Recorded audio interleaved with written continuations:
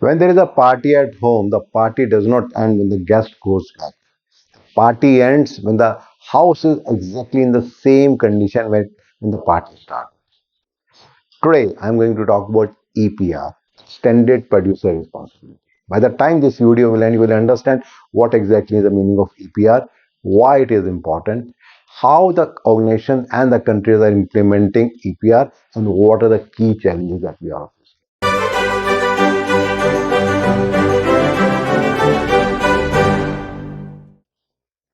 Well, so far, when we are talking about the manufacturing industry, the main intent was more of a linear economy where the intent was just to produce something, use it, and just throw it back.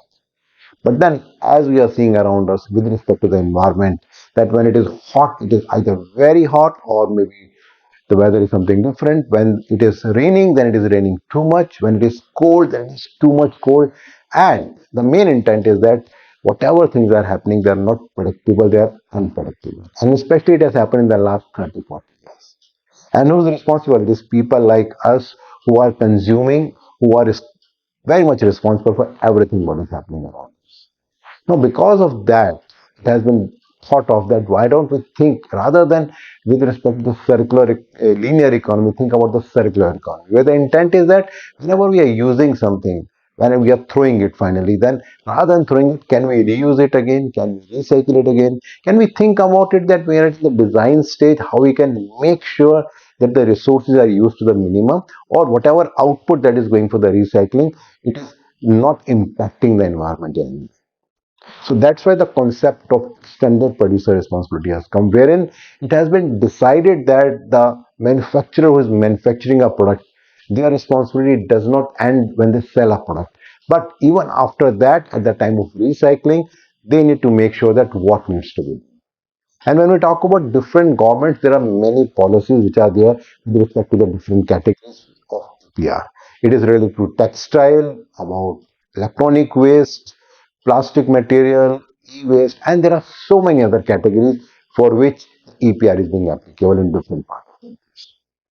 Now, another question that comes at this particular stage is that why it is important. So there are many reasons that we can think about. First of all, if we think about the data, then 80% of the textile like this that we are wearing that goes to the landfill. It means we are not reusing it. There's another interesting data that says that 8 million tons plastic is going to the ocean every year. It is equivalent to that every minute one truck full of plastic waste we are dumping to the ocean. So that shows the enormous amount of waste that we are creating and it is impacting our life now day to day basis. So that's why it's very important.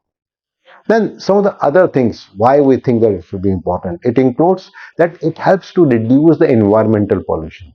When we think about environment, we all know the kind of problems that we are facing. So when we think about EPR, it helps in that.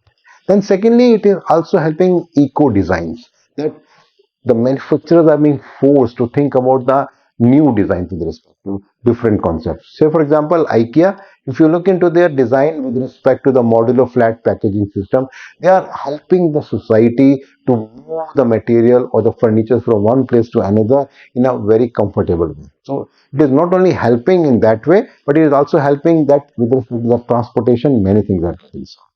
Then apart from that, apart the other things are with respect to the circular economy and the regulatory compliance, that it is helping the organizations and the countries to think more with respect to the compliance to the regulatory requirement and also to see things from the perspective of circular economy.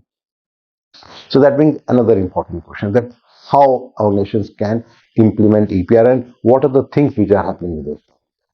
So first of all, and the most important thing is with respect to the policies and regulations.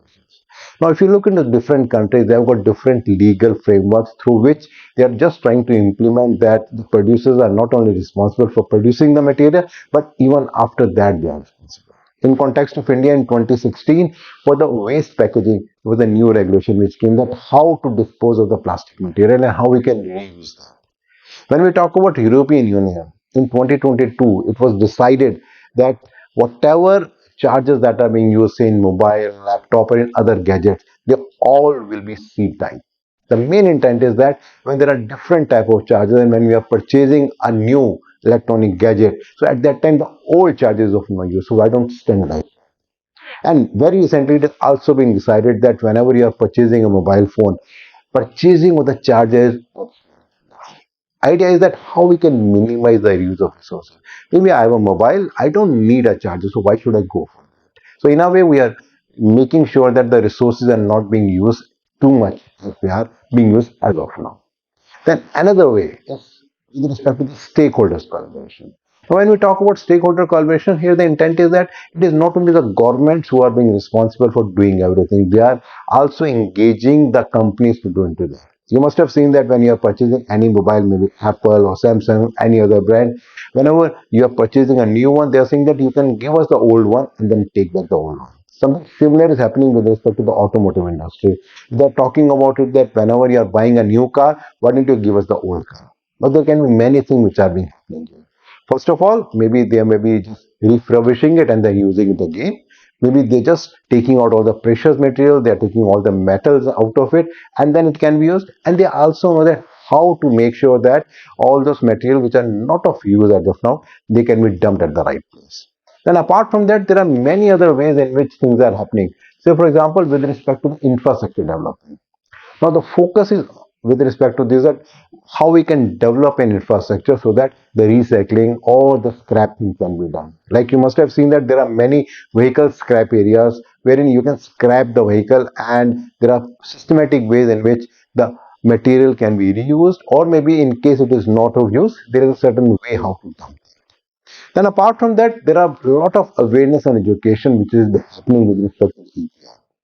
Now you must have seen sometime back there was a very popular ad by Coca-Cola with respect to the recycling.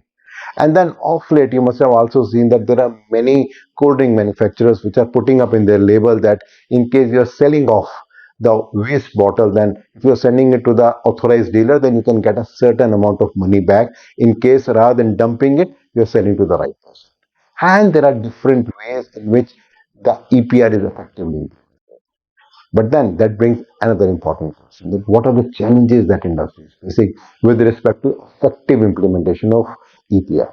First and the foremost challenge is with respect to the commitment of people as well as the companies, because everything requires cost. And when there is a cost, nobody is going to bear that. So that becomes a very important challenge, that who is going to bear that particular cost. Then there are another challenge with respect to the multinational companies who are operating in different countries, because each country has got their own guidelines. So all these multinational companies, in case they want to have a common policy with respect to EPR, they cannot do that. And another most important is with respect to the willingness of the people, that how much they are feeling importance with respect to the EPR, that they need to make sure that whatever is being produced, it is being properly disposed of after the life is over. So if I do a summary, I talked about what exactly is EPR, extended producer responsibility, why it is important, what are the different things that government is doing, what are the different things industry is doing to promote it, and what are the challenges that industry is facing. My next topic will again be with respect to sustainability. Regularly, I'm getting a lot of feedback from your side, and they're helping me to understand this. Please do continue that. In case you want to understand a little bit more about this particular video, you'll find a link below. If you click that, you'll find more detail about this particular video. And in case you're liking these kinds of blogs and videos, you can always share your friends and colleagues, and you can subscribe to my YouTube channel and my website, bhavyamangla.com. Thank you.